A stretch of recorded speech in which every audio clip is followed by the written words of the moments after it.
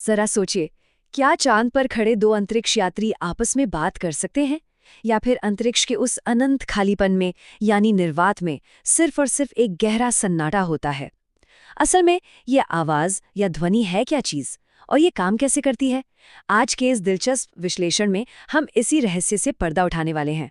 ध्वनि के भौतिक विज्ञान के इस रोमांचक सफर में आपका बहुत बहुत स्वागत है।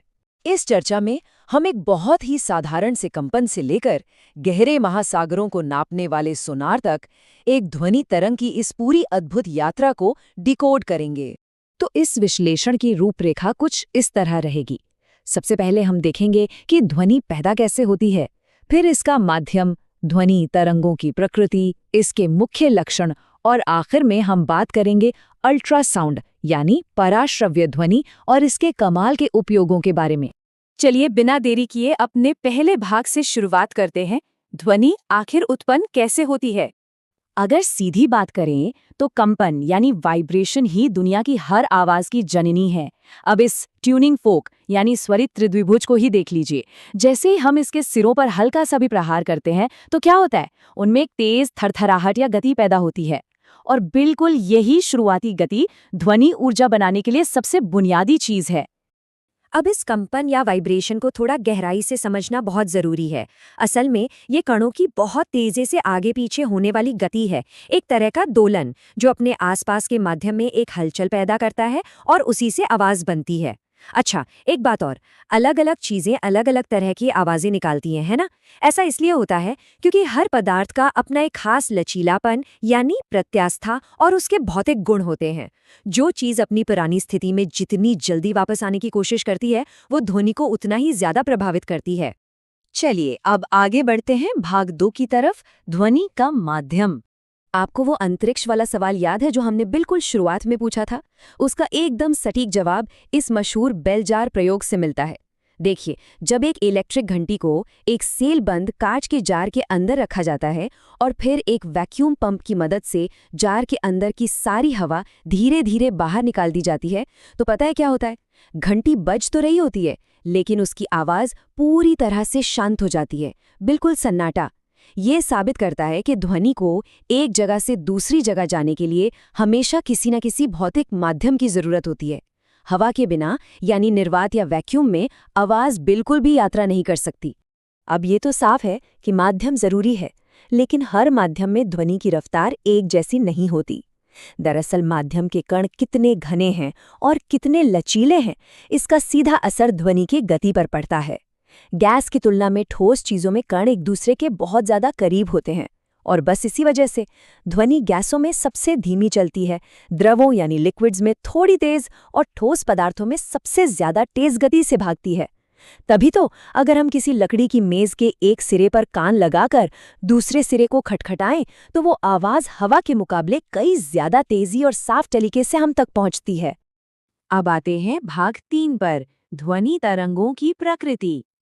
ये स्लिंकी खिलौना तो आपने देखा ही होगा। ये बहुत ही शानदार तरीके से समझाता है कि अदृश्य तरंगे असल में काम कैसे करती हैं। यहाँ हम 2 तरह की तरंगे देख सकते हैं। पहली है अनुदैर्ध्य तरंगे यानी लॉन्गिट्यूडनल वेव्स, जहाँ कण बिल्कुल उसी दिशा में आगे पीछे होते हैं जिस दिशा में तरंग जा रही होती है, जिससे संपीड़न और विरलन बनते हैं। और दूसरी तरफ है अनुप्रस्थ तरंगे यानी ट्रांसवर्स वेव्स। इसमें कण तरंग के चलने की दिशा के एकदम लंबवत मतलब ऊपर नीचे गति करते हैं। और दिलचस्प बात यह है कि हमारी ध्वनि तरंगे हमेशा अनुदैर्ध्य तरंगे ही होती हैं। अब रुख करते हैं भाग 4 का, ध्वनि के मुख्य अभिलक्षण। किसी ध्वनि तरंग को कागज पर ग्राफ के रूप में देखना सच में बहुत दिलचस्प है। देखिए, जहां हवा के कण बहुत पास पास आ जाते हैं यानी उच्च घनत्व और दबाव वाले क्षेत्र जिन्हें हम संपीड़न कहते हैं, वो ग्राफ की चोटियां यानी श्रृंग बनाते हैं। और इसके ठीक उलट जहां कण दूर दूर होते हैं, वो कम दबाव वाले विरलन के क्षेत्र ग्राफ की निचली घाटियों का यानी गर्त का निर्माण करते हैं। हमारी आंखों से छिपी हुई ध्वनि को देखने का ये सच में एक बेहतरीन तरीका है।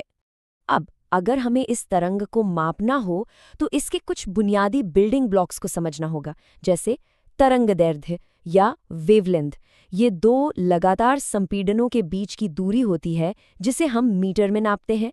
फिर आता है आयाम या एम्पलीट्यूड, यानी तरंग की ऊंचाई, जो ये तय करती है कि आवाज कितनी तेज या धीमी होगी।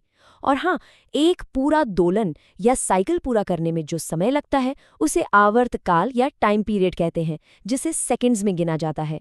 ये सारे घटक मिलकर ही तरंग की पूरी कहानी बताते हैं। और इन सब चीज़ों को आपस में जोड़ता है एक बहुत ही शानदार और अहम फॉर्मूला, V=n × लैम्डा। यानी ध्वनि की चाल हमेशा उसकी आवृत्ति और तरंगदैर्घ्य के गुणनफल के बराबर होती है। दिखने में ये एक बहुत ही सीधा साधा समीकरण है, लेकिन असल में ये इतना शक्तिशाली है कि ध्वनि के चलने के सारे गणितीय नियमों को एक झटके में पूरी तरह से साफ कर देता है। और अब हम पहुंच गए हैं अपने आखिरी हिस्से पर, भाग 5, पराश्रव्य ध्वनि और इसके उपयोग। आपको पता है, ध्वनि की ये पूरी दुनिया बहुत ही विशाल है। हम इंसान तो इसका बस एक छोटा सा हिस्सा ही सुन पाते हैं। हमारी सुनने की क्षमता केवल 20 हर्ट्ज से लेकर 20,000 हर्ट्ज के बीच ही सिमटी हुई है। अगर आवृत्ति 20 हर्ट्ज से कम है तो उसे अवश्रव्य ध्वनि या इंफ्रासाउंड कहते हैं, जो बड़े बड़े भूकंपों के दौरान पैदा होती है। और दूसरी तरफ अगर आवृत्ति 20,000 हर्ट्ज से ज्यादा हो जाए तो वो पराश्रव्य ध्वनि या अल्ट्रासाउंड बन जाती है। मजेदार बात यह है कि चमगादड़ और कुत्तों जैसे कई जानवर इन बेहद उच्च आवृत्तियों को आसानी से सुन सकते हैं, जो हमारे कानों की पहुंच से बिल्कुल बाहर है। और इसी अल्ट्रासाउंड ने तो विज्ञान की दुनिया में एक तरह से क्रांति ही ला दी है।